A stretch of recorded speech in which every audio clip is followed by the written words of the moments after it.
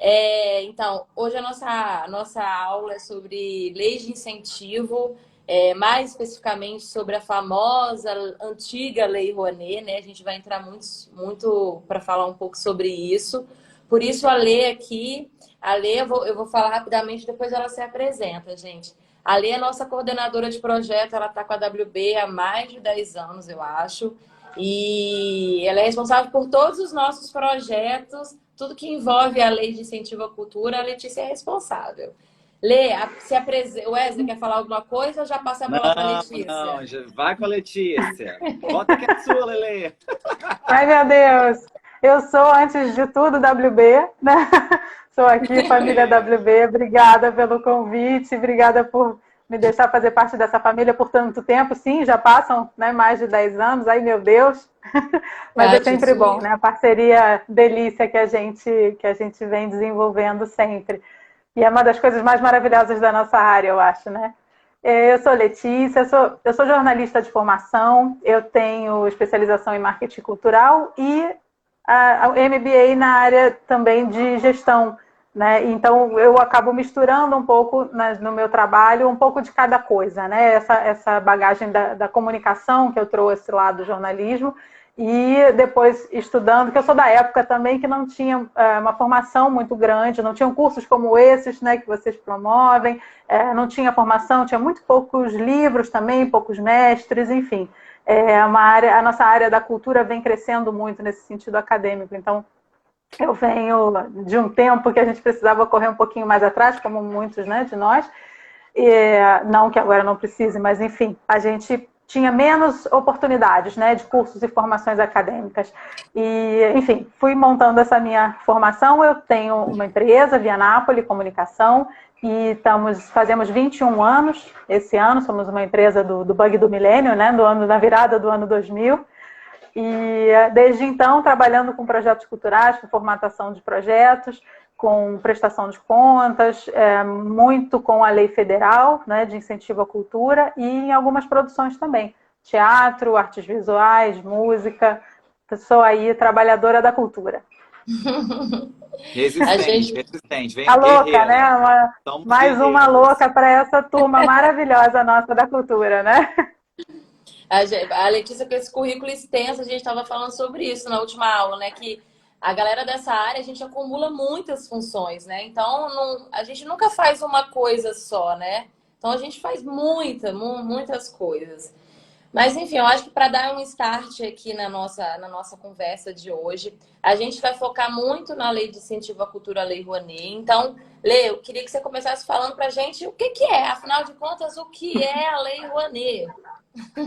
Pois é, a famosa, né? A tão falada, às vezes mal falada, Lei Rouanet, né? A Lei Federal de Incentivo à Cultura, ela é popularmente conhecida como Lei Rouanet, mas a Lei Federal de Incentivo à Cultura, 8.313/91, enfim, para quem quiser procurar lá, é uma lei, né, como eu disse, de 1991, ela foi criada para fomentar a cultura, né? Ela para trazer, na verdade, para dar capilaridade para que as pessoas pudessem propor projetos, pessoas físicas e pessoas jurídicas pudessem propor projetos, assim como os patrocinadores também pudessem ser pessoas físicas e jurídicas também espalhadas por esse Brasilzão afora, né? É uma lei federal, ela permite que quaisquer pessoas possam propor os seus projetos, tem alguns limites na lei, se der tempo a gente pode falar mais um pouquinho a respeito, mas cada um que tem um projeto artístico ou que quer fazer uma produção,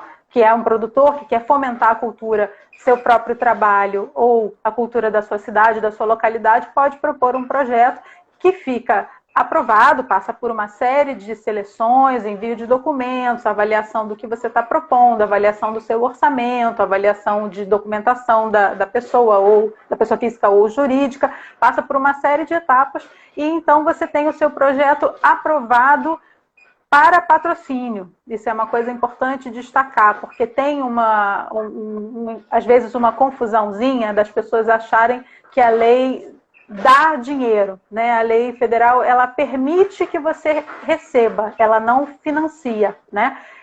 O Ministério, agora, Ministério do Turismo, que é o responsável por essa pasta, a Secretaria, através da Secretaria Especial da Cultura, avalia esses projetos, passa por esse processo que eu mencionei, e uma vez o seu projeto apto, você pega ele, pega a sua aprovação no Diário Oficial, bota debaixo do braço e vai para o mundo, vai captar, vai procurar pessoas interessadas em apoiar os seus projetos. E aí você vai falar do seu projeto. Né?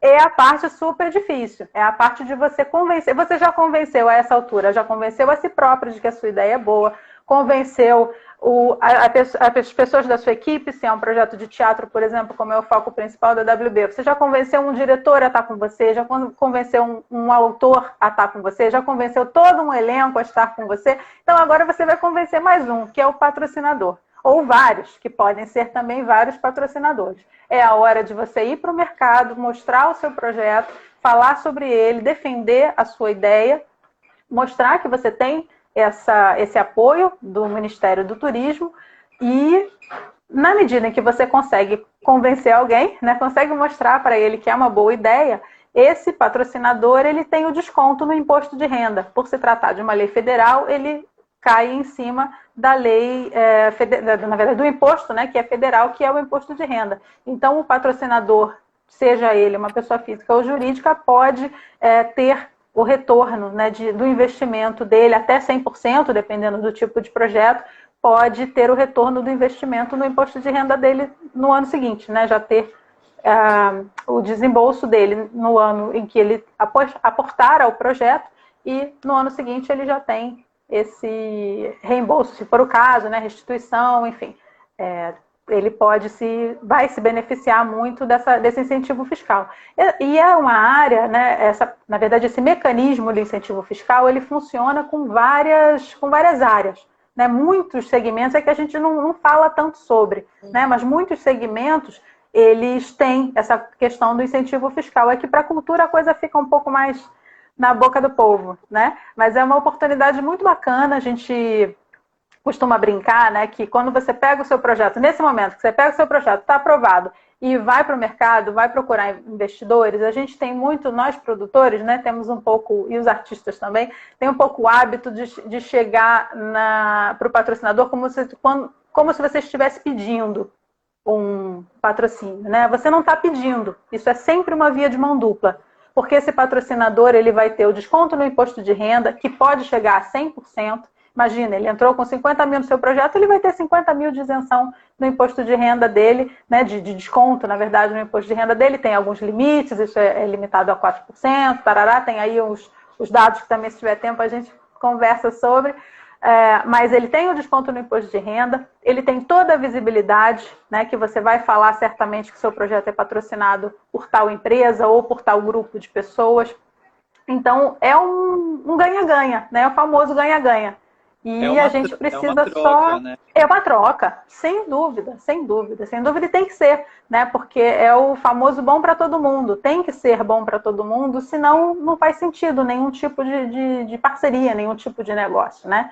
Então, a ideia é bom para os proponentes, né? No caso dos produtores, dos artistas e para a equipe por completo. É bom para o governo federal, é bom para as comunidades onde vão ser atingidos os projetos. Ou seja, não existe nada de negativo. Pelo contrário, é positivo num todo. E uma coisa que eu complementando o que a Lelê estava falando sobre a lei de incentivo à cultura, qualquer empresa, né, empresas, né, ou pessoas físicas que comprovem conhecimento, né, na área cultural, no segmento, né, teatro, música, dança, artesanato, enfim, a cultura é algo muito amplo. Então, desde uma pessoa de um interior, de uma cidadezinha, até de uma grande capital, pode escrever esses projetos. Ou seja, a lei está em todo o país. Ela não está só no Rio, em São Paulo, em Vitória ou no Rio Grande do Sul. Ela está em qualquer cidade do território brasileiro. Então, qualquer pessoa que está apta, né, que tenha formação, tenha experiência, né, depois de 2 anos, não é isso, Letícia? Ela pode escrever um projeto na lei. E aí, já pode até com com algumas limitações de orçamento reduzido e tal, já pode inscrever, mesmo que seja seu primeiro projeto. Você já pode, né, abrir a empresa, ou é um artista, pessoa física, pode inscrever com algumas limitações, mas a lei já permite. E é super importante isso que você está trazendo, porque dá uma capilaridade, né, num país do tamanho do nosso, ter a oportunidade de que uma pessoa em determinada cidade, mais afastada, que tem menos acesso, de repente, a meios, né, de produzir cultura e também de consumir cultura, faz com que o país inteiro efetivamente possa ser um fomentador da cultura, né? Que a gente possa ter pontos realmente de criação espalhados e que o grande desafio, eu acho, dessa matemática aí é fazer com que as comunidades locais apoiem esse fazedor da cultura, né? Fazer com que os patrocinadores daquela região realmente entendam que eles são uma peça-chave dessa engrenagem e possam apoiar aquele artista local, apoiar aquela região, porque isso dá uma capilaridade imensa. Na verdade, a questão da lei é que ela descentraliza um pouco a ação do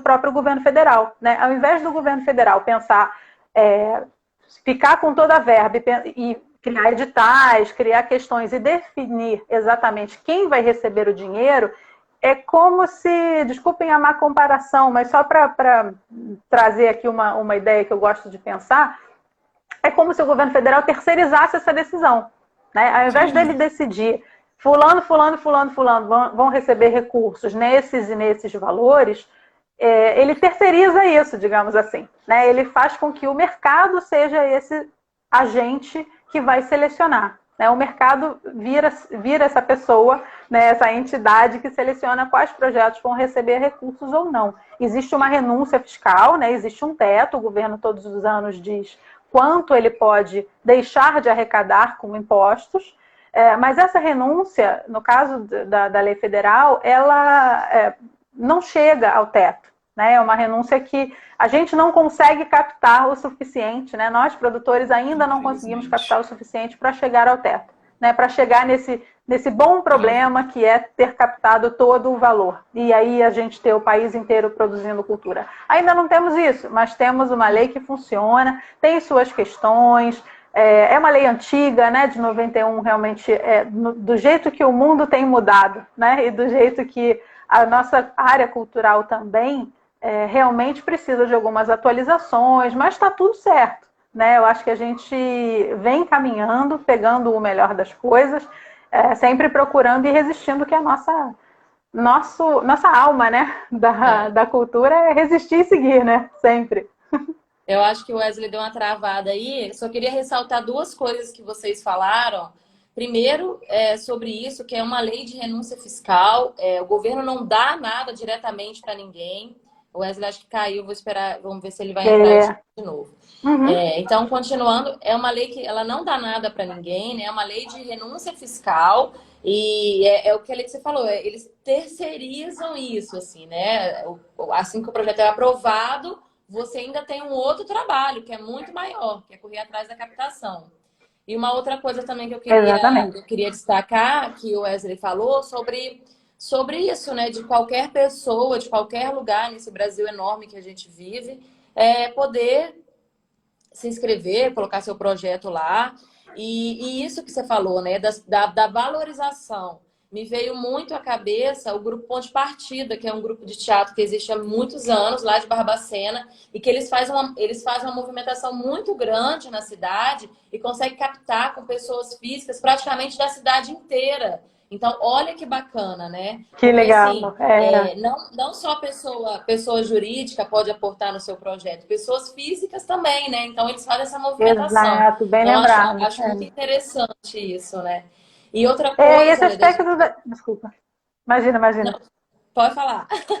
Só completando que esse aspecto da pessoa física, o investidor pessoa física, a gente pensa pouco, né? Chama ele aí. Sim. A gente pensa pouco, né, no investidor pessoa física quando a gente pensa, na maioria das vezes, quando a gente pensa, eu vou buscar um patrocinador. Você pensa na Coca-Cola, na Petrobras, você pensa em empresas enormes, mas não, nem sempre. né? O patrocinador Sim. pode ser uma empresa que seja a padaria do seu bairro, pode ser o cara sei lá, da empresa de engenharia que você conhece, que estudou contigo no colégio. Não tem problema, é que a gente tem que, aquela frase da vez, né? Ficar fora da caixa sempre, né? Procurar qual é o projeto, o que tem a ver com o seu projeto e principalmente essa questão que você trouxe, que é a questão das pessoas físicas, que são uma grande massa, né? De potenciais patrocinadores. Todo mundo sempre fala, mas o imposto de renda vai para onde? Né? Eu pago meu imposto, todo mundo tem uma raiva danada, né, de pagar o imposto de renda. O povo fica, ai meu Deus, para onde que vai esse dinheiro? E investindo na cultura você vê. Realmente, né? Você investe. Projetos da WB, gente. Pode, para os projetos da WB. Todo mundo acessando wb.com agora, dá uma olhadinha. Dá uma olhadinha que tem um portfólio maravilhoso de projetos. E você, de fato, vai ver. Vai receber o seu ingresso, vai estar lá, de repente, recebendo um livro, apoiando apoiando um artista que vai estar numa exposição. Você vai apoiar um projeto de cinema. Você vê. Realmente, é aquele lugarzinho, todo mundo fala, agora na pandemia a gente está trabalhando muito isso, né? A coletividade, empatia, Investir num projeto cultural é a essência disso. É você realmente entender que muitos fazem muito, né? Juntos. Né? É uma coisa que a gente precisa botar. A gente fala muito, virou clichê, mas precisa um pouquinho exercitar. Precisa fazer um pouquinho mais. Complementando o que a Lelê também tinha falado a respeito da lei, enfim, depois que você envia seu projeto, tudo via sistema, né? Você escreve seu projeto, passa pelo crivo, ou seja, são profissionais de áreas técnicas avaliando o seu projeto. Então, as pessoas comentam muito, porque a lei só beneficia artista famoso. Está longe disso.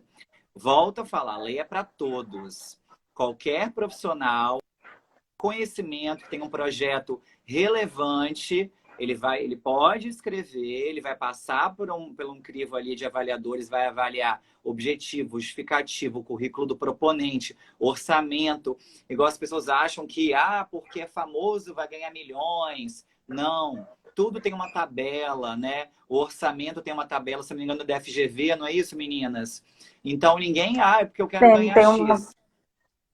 Então, não é bem assim. Exato. Tem essa questão de ter as limitações, disso passar por crivos de técnicos, né, de profissionais técnicos que fazem essa avaliação. E uma coisa muito importante é que a lei, ela não tem nenhum tipo, quer dizer, em nenhuma fase analítica, a lei prevê análise de conteúdo. Então, não existe você pensar, o meu projeto é de um tema meio espinhoso, será que vai passar? Ou, eu não sou conhecido, será que vão aprovar? Não existe isso. A lei, ela prevê uma análise 100% técnica. Então, aí tem gente, mas eu sempre tentei e não consegui. Vamos procurar olhar o que está faltando, de repente, no seu projeto de informação técnica. O que os analistas têm por orientação é avaliar se aquele projeto tem viabilidade. Né? Se você está realmente prevendo todas as etapas que são necessárias, se você, uma vez recebendo o recurso, você vai saber fazer com que esse produto cultural chegue ao público. É essa a linha de execução que é avaliada. Né? Não existe você ser cortado, digamos, né? Exato. E, desculpa, gente, eu acho que vale ressaltar aqui, somando isso tudo que a gente vem falando, da real importância dessa lei para nós produtores. Assim, hoje em dia, eu acho que, posso estar equivocada, mas é uma das principais fontes de execução de qualquer produtor no Brasil. Assim. Hoje em dia é muito difícil um projeto se viabilizar por conta própria, se pagar por conta própria, ou conseguir algum tipo de patrocínio através de investimento direto. Então, a lei é de suma importância para qualquer tipo para a maioria de execução do que a gente tem visto de execução de qualquer área, não só do teatro, no Brasil inteiro, né? Exatamente. Porque como a gente não... pegando a parte do teatro, por exemplo, né? Um exemplo de um espetáculo. Qual a possibilidade hoje, quer dizer, hoje zero, né? Mas qual a possibilidade pré-pandemia que a gente tinha de viabilizar um projeto de teatro somente com recursos de bilheteria? Muito poucas. São muito poucos projetos que têm essa possibilidade, esse peso, né, comercial, e mesmo assim tem uma questão aí de fluxo de caixa, que teria que ter um investidor para entrar com essa verba para que o projeto seja executado, e aí depois essa receita de bilheteria venha a suprir o valor desse investidor. Acontece com alguns filmes e tal.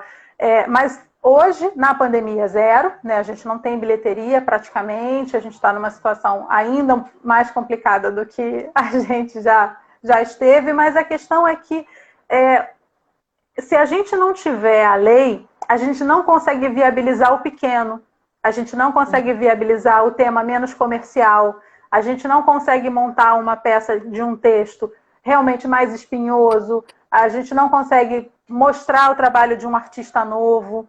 E aí a lei permite isso, porque ela nivela pelo técnico, né? Pelo grau técnico. E aí não é só o grande que tem, quer dizer, o grande tem a oportunidade também. Aí muita gente fala, quando a gente escuta sempre, né? Porque a Rouanet é isso, porque a Rouanet é aquilo, porque o artista tal tem milhões.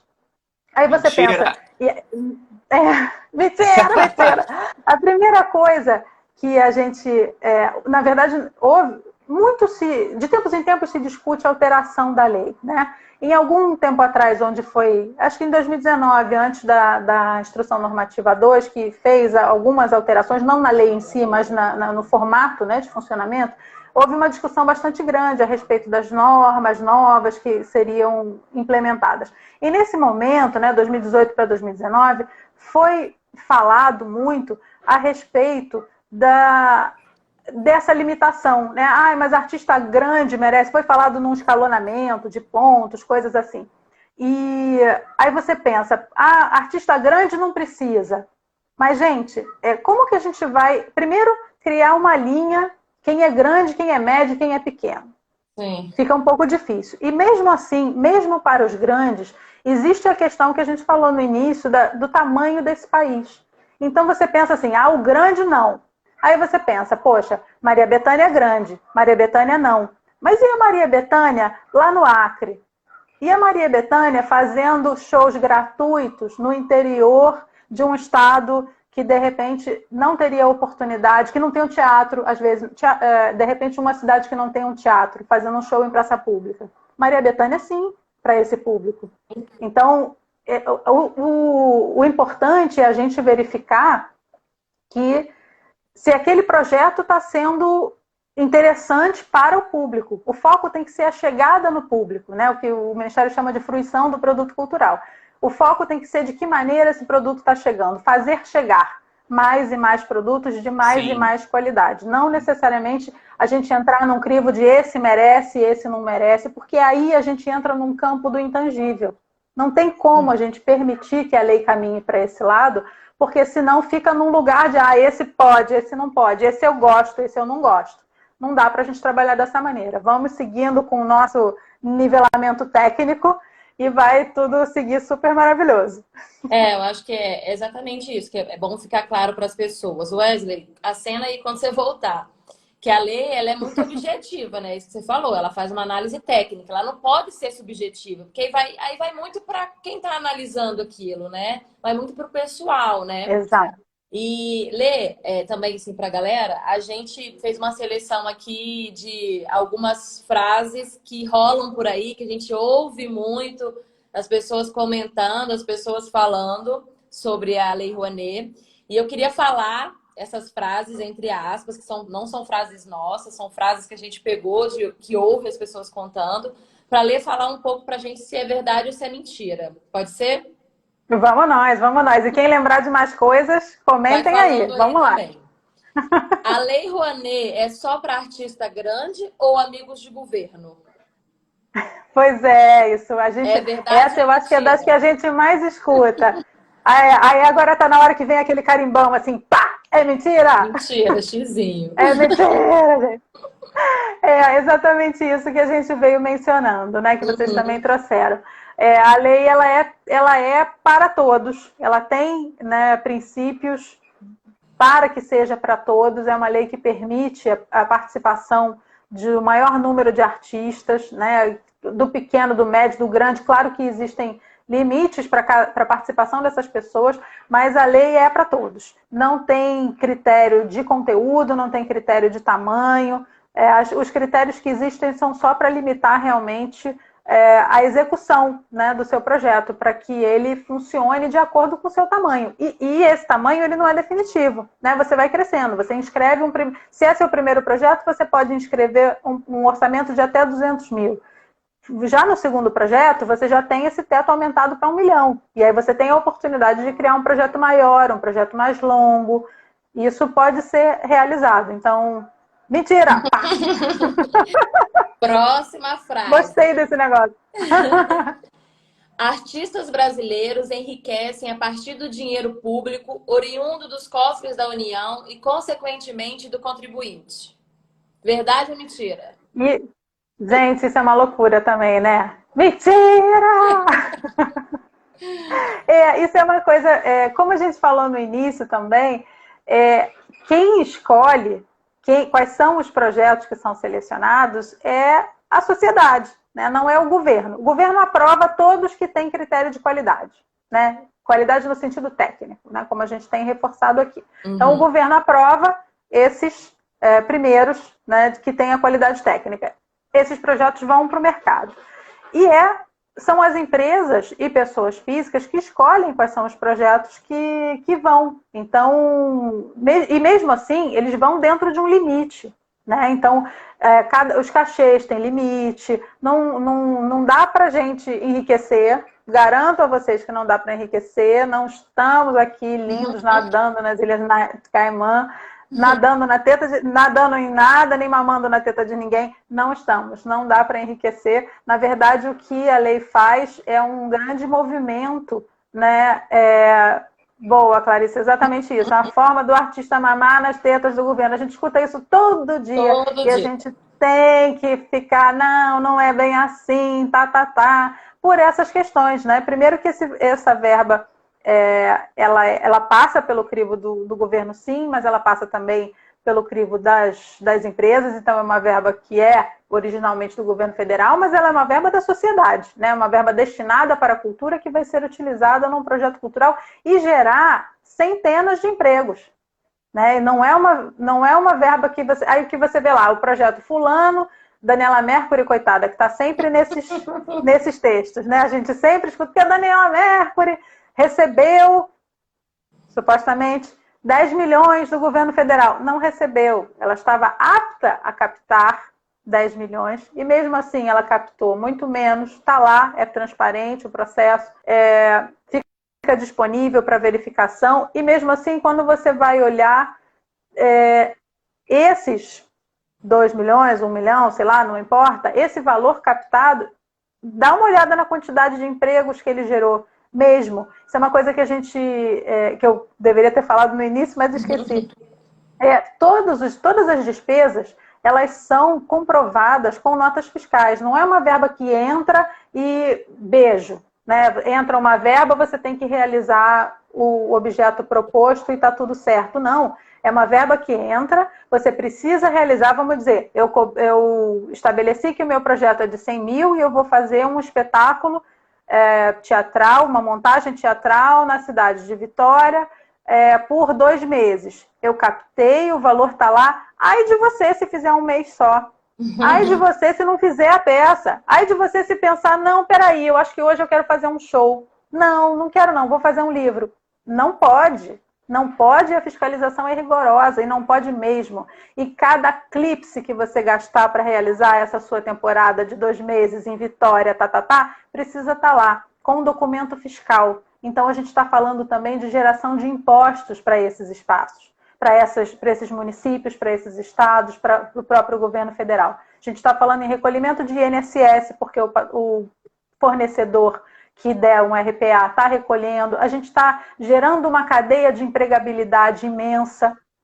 Então, são muitos benefícios em cadeia. Entra o dinheiro no topo, digamos, né? Entra o patrocínio e a gente tem uma sequência de reinvestimentos disso, né? Tem toda uma cadeia que se beneficia disso.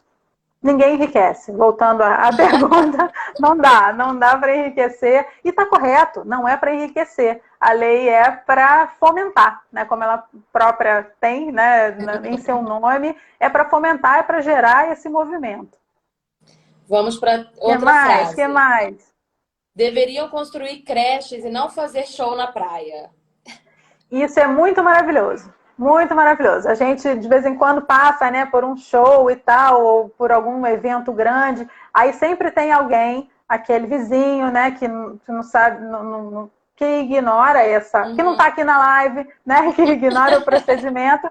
E aí essa criatura vem, mas tinha que construir um hospital, tinha que pagar em cesta básica, por que vai pagar uma fortuna para esse artista para fazer esse show? Porque isso não é importante. Eu não estou aqui discutindo que o show é mais importante que a creche, que o hospital. Eu não estou aqui defendendo que o cachê do artista que eu contrato é mais importante que um médico, nunca.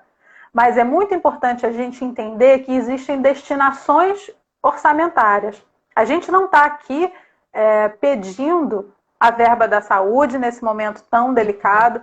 A gente não está aqui pedindo a verba de nenhum outro ministério, nem destinada a nenhum outro recurso, nenhum outro investimento. Então, esse orçamento é destinado para a cultura. O que não, na verdade, não é nem um orçamento, né? No caso da lei de incentivo, eu posso deixar de arrecadar com o imposto de renda X. E esse valor a gente que lute, né? A gente que se vire para transformar isso em ingressos, em livros, em filas de cinema e tudo mais que a gente puder realizar. Na verdade, os orçamentos são separados. A gente não está tirando dinheiro da merenda. Tem, gente, infelizmente, algumas outras pessoas que estão fazendo isso por nós e não é legal. Mas seguramente a gente não está. Podemos dormir tranquilas que não estamos. Outra frase. A lei foi criada para beneficiar novos artistas, mas não é o que acontece hoje. Verdade ou mentira? Essa aí é verdade. Porque exatamente como a gente tem a decisão, né, de quais são os projetos aprovados, essa decisão ela é feita pelas empresas. Muitas vezes as empresas têm preferência por um projeto de maior visibilidade. Acontece. Infelizmente, acontece muito. Então, voltando àquele caso que a gente falou um pouquinho antes, de projetos, de repente, de um músico, pequeno músico não é o caso, mas digo, um músico de menor expressão, de repente, uma pessoa com uma carreira iniciante, alguma coisa assim, ele pode propor um projeto? Pode. A empresa pode patrocinar ele? Pode. A empresa vai querer patrocinar ele? Não sei. Porque, infelizmente, as empresas, nem todas as empresas têm um entendimento da importância de patrocinar o pequeno, de descentralizar. Pode acontecer, e acontece muito, das empresas escolherem projetos de maior interesse comercial mesmo. Na verdade, eles pegam carona na fama de alguém, né, para associar o seu trabalho. E é legítimo também, eu não estou aqui julgando nem criticando, não. É um trabalho também legítimo de pegar um projeto que já é sucesso e embarcar nisso, né? As empresas querem se associar ao sucesso sempre. Então, muitas vezes a empresa entende como garantia de sucesso se associar a um projeto já conhecido. Às vezes é uma questão de segurança mesmo, dele não ter certeza que aquele projeto um pouco menor vai ser positivo para a sua marca. Teve alguns anos, já tem, eu acho que uns 3 anos isso, um incêndio aqui do Rio. Eu sou do Rio, acho que eu não falei isso no início também. Agora a pandemia a gente é do mundo, né? Não tem muita importância, mas enfim, sou carioca da gema. 3 anos atrás teve um incêndio aqui gravíssimo do Museu Nacional e foi um quiprocó danado, todo mundo falando, mas por que as empresas não... Foi né, entre alguns outros problemas, foi configurado de alguma forma foi configurado falta de patrocínio também, porque o museu estava com dificuldade de recursos, dificuldade de investimentos para o próprio sistema de incêndio, por uma série de outras questões de manutenção. E aí todo mundo, ai, mas olha só, cadê o patrocínio? Houve uma comoção, porque foi uma perda irreparável, um acervo histórico realmente sem precedentes. Objetos, né, colecionados por Dom Pedro se foram, né, enfim, de coleções antiquíssimas e coisas muito mais antigas. Enfim, uma perda irreparável, tristíssimo. E muita gente falou sobre, né, ai, mas por que o projeto, por que não captou, como que um acervo tão importante desses foi deixado de lado? Porque é uma escolha, muitas vezes, da empresa. Houve omissão do governo federal nessa questão? Na minha modestíssima opinião, sim. Porque na medida em que não há o aporte particular, acredito que a Secretaria de Cultura teria que estar mais atenta a isso. Já que a iniciativa privada não esteve atenta. Mas existe um lapso grande da iniciativa privada que não se interessa pelo museu, muitas vezes. Ela prefere o show de um artista grande, ela prefere estar numa peça de teatro de um artista conhecido, prefere um stand-up, de repente, de um artista que tenha 20 milhões de seguidores, porque isso talvez agregue mais a marca deles, no entendimento deles, do que patrocinar um acervo histórico. Mas isso vem da onde também? É culpa da empresa? Culpa do governo federal? Não sei. Culpa da empresa? Não sei. Vamos pensar quem mais está envolvido nessa cadeia. Nós, os próprios consumidores da cultura. Né? Nesse caso do incêndio do museu, por exemplo, no momento em que as pessoas estavam se questionando por que não tinha dananá, eu mesma me questionei, qual foi a última vez que eu fui lá e paguei o ingresso? Qual foi a última vez que eu, como consumidora, peguei meu filho, peguei meus sobrinhos e cheguei e disse, vamos lá, porque o museu é tão importante quanto esse show que vocês querem assistir. Quantas vezes a gente, como consumidor da cultura, também privilegia o cinema blockbuster do que o documentário de um profissional, né, de um dramaturgo, de repente, brasileiro, que tem um trabalho super relevante. Então, vamos entender também nós, como consumidores da cultura, pessoas, atores, né, nesse lugar, né, pessoas que também definem, porque uma vez que nós estejamos interessados, a empresa vai estar também interessada, e aí, por sua vez, o governo federal vem dar suporte a esses projetos. Sim. Próxima frase.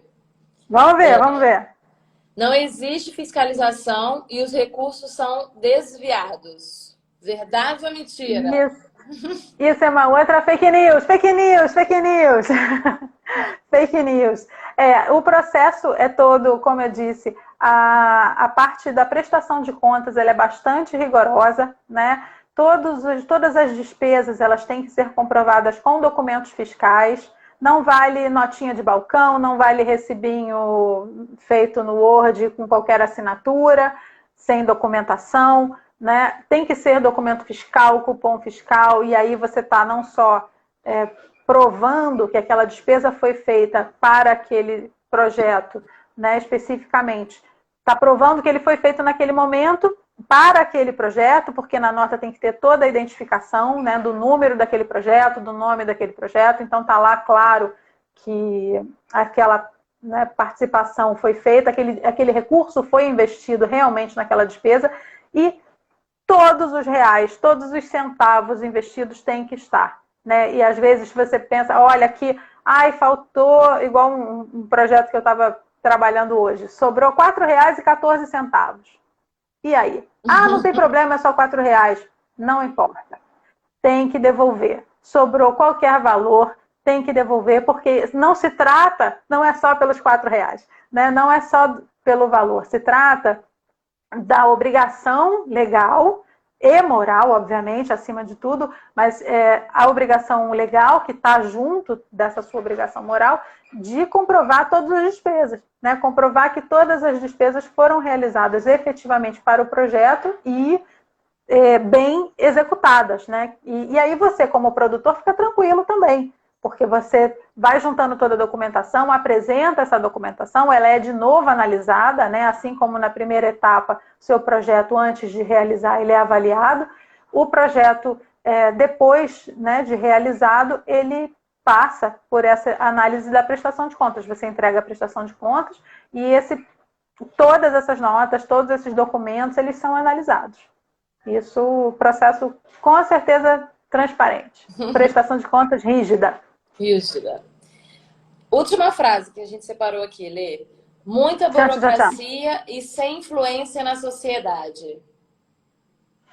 Isso é muito louco também, né? Uma pena que as pessoas Tem essa pensem visão, isso. né? Muita gente pensa isso, é bastante triste até. Eu, como trabalhadora da cultura e consumidora da cultura, acho bastante triste que muita gente pense isso.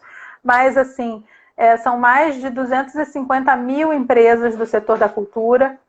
Infelizmente, esse número deve ter sido alterado agora por conta da pandemia. Muita gente precisou fechar, mas nós, trabalhadores da cultura, somos muitos que geramos impostos, conteúdo, né, e empregos. Né? Na verdade, não é emprego, né? Aquela velha história do emprego versus trabalho. A gente não gera emprego necessariamente. Alguns projetos até sim são projetos de continuidade. Mas a gente gera trabalho, sim, e muito. E atrás disso vem uma profissionalização do setor, vem um número cada vez maior de profissionais que vem desenvolvendo a sua carreira na cultura, né? Uma pessoa que começou com um curso técnico, de repente, de montagem, de alguma coisa, de repente ele faz um curso, já é cenotécnico, já é contra-regra, de repente ele se interessa pela área, vira cenotécnico, e aí ele abre um MEI, né, um microempreendedor individual, para se formalizar nessa área, e aí ele tem a oportunidade de oferecer o projeto dele, né, uma vez formalizado, tem oportunidade de oferecer o seu trabalho para um número cada vez maior de pessoas, e é uma cadeia enorme, né? E eu acho que também nesse nosso momento atual, em que a gente precisa ficar em casa, por favor, fiquemos em casa, todo aquele papo que a gente já está ouvindo há um ano, mas que não custa repetir. Lembrar. Né? Nesse momento em que a gente realmente está... não custa.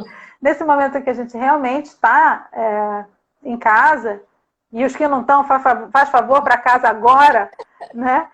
E nesse momento a gente está percebendo realmente, muita gente já falou isso, mas eu também vou reforçar.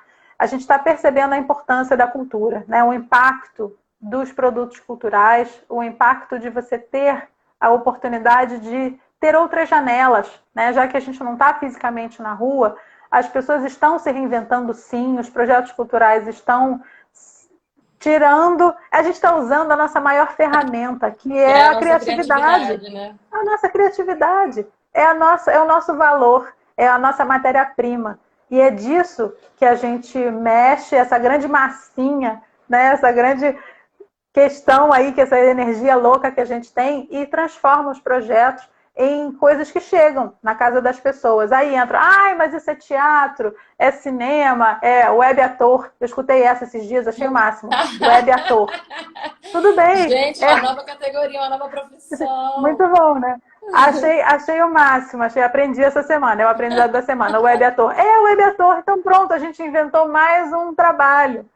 Então, a gente está chegando na casa das pessoas, a gente está entregando, nós e as empresas de delivery, estamos entregando coisas na casa das pessoas e coisas de qualidade que estão fazendo com que as pessoas se conectem de alguma maneira, né? Que as pessoas possam estar juntas de alguma forma, possam não enlouquecer, né? Porque estamos falando também de saúde mental, claro que estamos numa questão de saúde sem precedentes, quer dizer, com alguns precedentes, mas enfim, nesse século sem precedentes. Mas a gente está falando também de saúde mental, né? A gente está fazendo com que a pessoa possa ter alguns escapes, que possam ter outras janelas, que possam ter através do seu celular, do seu computador, da sua TV a cabo, do seu livro, do seu jornal que chega por debaixo da porta, que de repente traz um encarte, um produto cultural diferenciado, e faz com que você tenha acesso a lives, né? Tivemos a época aí das lives que alegravam, nas lives musicais que alegravam, agora diminuiu um pouquinho, mas continuam super importantes, que alegravam nossas sextas-feiras, já que não tem barzinho, vamos lá. Aí o povo inventou festa online, e o povo inventou área com espaço virtual para fazer show, festival. Vamos nessa, vamos dar o braço na tecnologia e vamos usar o nosso valor, que é a criatividade, para a gente poder seguir, para a gente poder continuar estando junto, né? É um pouco difícil, claro, que é um grande desafio, está sendo um grande desafio para todos nós, porque a cultura e muito o teatro até, né? Eu trazendo bem para a expertise aí da WB, teatro é a arte do encontro, né? E aí, se você não encontra, né? Se você não está ali aglomerado, como que faz esse encontro se você não está aglomerado? Mas é outra maneira de impactar, né? Aí, voltando um pouquinho a nossa frase, é uma maneira de impactar, é uma maneira de fazer reverberar, de fazer isso chegar na casa das pessoas. E a gente impacta, sim, né? Não só a gente fala em... Se for pegar, por exemplo, em números, né? Eu estou falando aqui da parte humana, porque eu sou de humanas, né? Mas se a gente for pensar em números também, se você pegar a parte dos investimentos, né? Na Rouanet, a gente passa de 50 bilhões em investimentos na cultura desde dos anos 90, né? Assim, é muito dinheiro. É um impacto tributário, é um impacto nessa geração de empregos, como eu falei, enfim. São impactos de números também, são números muito expressivos. E existe uma pesquisa da FGV, eu não tenho aqui os dados especificamente, mas existe uma pesquisa da FGV, da Fundação Getúlio Vargas, que traz a proporção, que avaliou a proporção de quantos reais gastos na cultura eles podem se transformar em impostos, na verdade, exatamente por essa conta, né? Que já que a gente recebe o recurso do patrocinador via incentivo fiscal e a gente paga as pessoas via nota fiscal, é gerado um tributo ali, um ou mais tributos. E existe um cálculo, e a gente contrata coisas, e aí vem a venda do ingresso, que também gera tributo, Então, existe toda uma cadeia de arrecadação que cada real gasto, ele mais ou menos se paga, né? Ele retorna, né, para cada real investido, sociedade, ele né? retorna 1,59. Então, assim, olha isso. É isso. E até o que o Wesley está falando aqui, eu não sei se a gente vai saber falar isso exatamente. O que a lei representa do percentual de renúncia fiscal do país, quais os outros segmentos possuem renúncia, o que a Rouanet oferece de contrapartida. Eu não sei se a gente vai saber esses dados exatos, depois eu passo a bola para você. Mas o que eu posso falar é que as pessoas julgam muito a lei Rouanet, né, por ela ser uma lei de renúncia fiscal, mas o que elas não veem que existem vários outros segmentos no país que têm renúncia fiscal, não só a cultura. E a cultura tem um percentual muito pequeno comparado a esses outros segmentos. E a cultura, como o Wesley mencionou, a gente sempre tem que oferecer uma contrapartida para eles. Então, assim, se o nosso projeto foi aprovado numa lei de incentivo à cultura, na lei Rouanet, a gente conseguiu captar e conseguiu executar, a gente tem que oferecer um percentual de desconto, um percentual de cortesia para ONGs, escolas públicas, a gente tem que oferecer acessibilidade, né? Então, tem intérprete de Libras, ou tem, enfim, a gente tem que ir para um espaço que seja adequado para poder receber todos os tipos de pessoas. Agora, você vai, por exemplo, numa isenção fiscal do setor automobilístico, por exemplo. Você não vê ninguém dando 50% de desconto para você comprar um carro. Você não vê ninguém doando carro para a ONG, doando carro para a escola. Você não vê esse tipo de contrapartida. Então, assim, a cultura é sempre a mal vista, né? Mas o que a gente tem que ver que o país, né, o Brasil, ele tem essa política de incentivo fiscal não só para a cultura.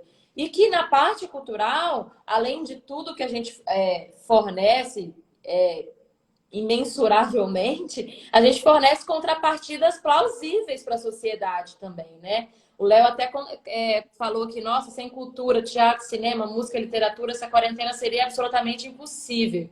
Os novos formatos virtuais têm ajudado muito e vocês representam muito nesses esforços. Obrigado, Léo. Mas, Lê, então, fala um pouquinho sobre, eu não sei se você tem esses dados aí, sobre o quanto a lei representa de percentual de renúncia no país. Mas que é isso, gente. A gente não tá... O que a gente já tinha falado antes também, né? A gente não tá tirando dinheiro da saúde, a gente não está tirando dinheiro da educação. A gente está pegando o nosso orçamento, né? Que assim, é essencial, né? E mesmo assim, nem todo, né? A gente não consegue também pegar todo o orçamento. Ainda tem essa questão que dificulta aí um pouquinho, né? Sim. E uma coisa, você tocou num assunto super importante, que é a questão da acessibilidade, né? Que a gente tem não só a parte que a gente precisa destinar ingressos gratuitos, né? Todo projeto é obrigado a ter um percentual, né, de ingressos gratuitos. Tem um percentual também do Vale Cultura, né, que também é obrigatório atender com ingressos mais acessíveis, dentro até o limite do valor do Vale Cultura. Mas essa questão da acessibilidade, que eu acho, particularmente, que é uma revolução nesse campo. Eu acho que se não fosse realmente os projetos incentivados, pessoas que precisam de algum tipo de mecanismo, né? Intérprete de Libras, audiodescrição, materiais em braille, outros tipos, né? Experiências sensoriais, enfim, pessoas que precisam de algum tipo de ferramentas de acessibilidade para ter acesso, né, ao produto cultural, teriam muito poucas oportunidades, como tinham, né? Muito poucas oportunidades. Quando isso veio para integrar as normativas da Lei Federal de Incentivo à Cultura, isso foi uma revolução para essas pessoas. De fato, gerou um volume, são milhares de projetos anualmente que oferecem a oportunidade dessas pessoas consumirem produtos culturais. Né? E aí a gente vai trabalhar mesmo, em cima, né, de uma oferta para todos. Sim. Eu te cortei, você está me ouvindo? Não, estou te ouvindo, é porque desculpa, deu uma travadinha aqui, mas agora estou te ouvindo. Vamos lá. Não, eu só concluí que isso foi uma forma da gente democratizar um pouco a cultura, né? E muito, com certeza. Isso agregou muito, né, para a lei em si. O Wesley falou que qual a diferença do valor aprovado e valor captado. Muita gente publica fake news mostrando o valor aprovado como se o proponente ganhasse o valor do dinheiro captado. A gente até deu uma pincelada no caso, por exemplo, da Daniela Mercury, né, que é muito, muito falada por aí, né? Porque coitada, assim, você manda para a lei, sei lá, vamos chutar um valor. Eu quero montar uma peça, o valor é 1 milhão. A pessoa entra lá e olha e fala, nossa, a WB ganhou 1 milhão. Não, gente, a WB não ganhou nada. A WB está com um projeto debaixo do braço e está correndo atrás para ver se alguma empresa, né, compra esse projeto e juntas a gente executa. Que pode vir a captar 1 milhão? Inxalá, pode vir. Mas pode ter captado e fazer uma proporcionalidade aquilo. Então, assim, existe sim a diferença, né, de valor aprovado para valor captado, né, Lê? Exatamente. Super bem colocado, realmente. Porque a gente propõe no nosso ideal, né? Na hora que a gente está executando, que a gente está, na verdade, planejando o nosso orçamento, a gente pensa lá como naquele exemplo que eu dei. Meu projeto vai custar 100 mil, eu quero montar um espetáculo inédito que vai ter uma temporada de 2 meses na cidade de Vitória. Bacana. Eu consegui metade da verba, eu vou voltar no meu orçamento e eu vou avaliar o que eu consigo fazer com isso. Qual é a proporcionalidade disso também? De repente eu consegui 50 mil, bacana. Numa matemática simples, seria fazer 1 mês de temporada. Beleza, vamos ver se dá para fazer, porque o custo da montagem é maior do que o custo da manutenção. Vamos avaliar. Mas a gente pode reduzir realmente, pode reavaliar o nosso orçamento, mas sempre fazendo com todas as contrapartidas. Não pode cortar a contrapartida, por exemplo. Né? Captei menos e... não vou fazer libras não, porque vai ficar caro. Não pode. Né? Tem que fazer todas as coisas propostas proporcionalmente, mas a gente não pode nunca esquecer que no momento, né, que a gente está avaliando o coleguinha, né, no momento que a gente vai lá olhar, vamos ver quanto é que a WB está ganhando, se eles estão ricos igual a Daniela Mercury. Existe uma diferença enorme entre o que você propôs e o que você efetivamente captou. Infelizmente, a gente tem hoje no país um número enorme de projetos que não conseguem captação. É muito maior o número de projetos que não conseguem captação do que os projetos que efetivamente conseguem verba. Tem vários Então, projetos é um nossos, né, desafio. Lu? Já foram arquivados por falta.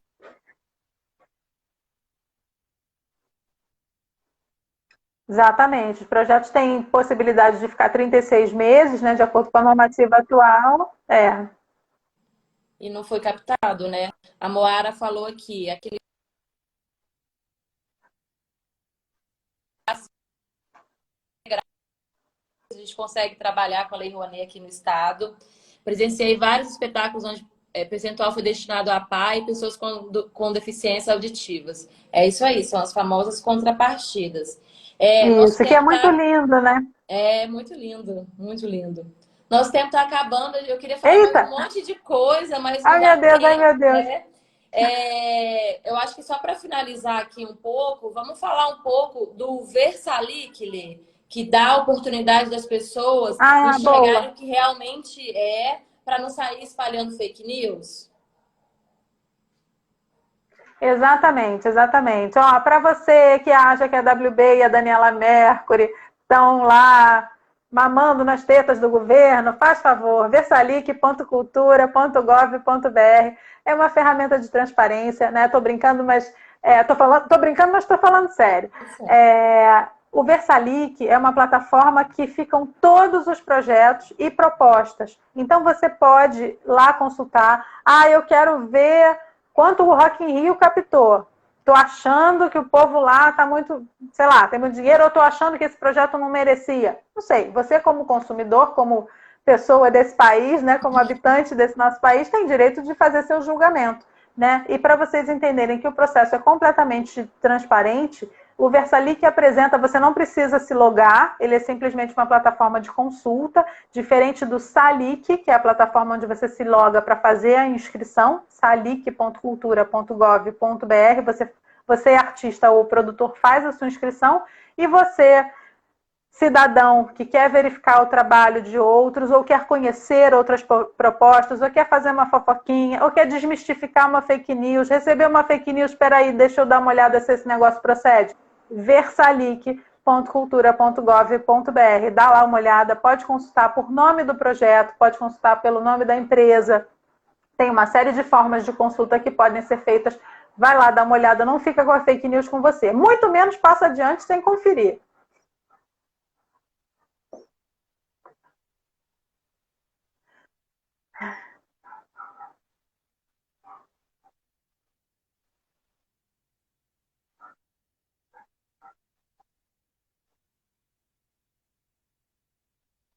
Isso aí, E contratar a Via Nápoles para poder escrever arroba Letícia projetos. Nápoles. Sim. Isso aí, eu tenho curso, aquele momento merchan, tem curso sábado, também pela Lei Aldir Blanc, que foi uma grande conquista da nossa área, né? Uma injeção de verbas necessárias para muitas produções bacanas e a gente está tendo também muitas oportunidades de aprendizado, né? Muitos programas de aprendizado que são super, super importantes. Sábado espero vocês. Ou a gente se vê também no próximo encontro da WB. Também estou sempre aqui. Fechado, gente. Obrigada. Então, só para reforçar, a live segue depois lá para o YouTube. Algum amigo, ou quiser rever, ou não conseguiu ver tudo, entrou agora, entra no YouTube da WB, tem as outras aulas lá também. E é isso, a gente volta aqui semana que vem com a nossa última aula. A nossa convidada semana que vem é a Adriana Gene. A gente vai falar um pouco sobre a importância da assessoria de mesclando com a cultura, né? A importância disso. E é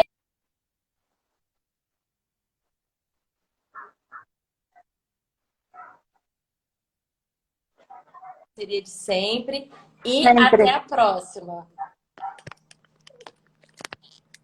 Obrigada, gente.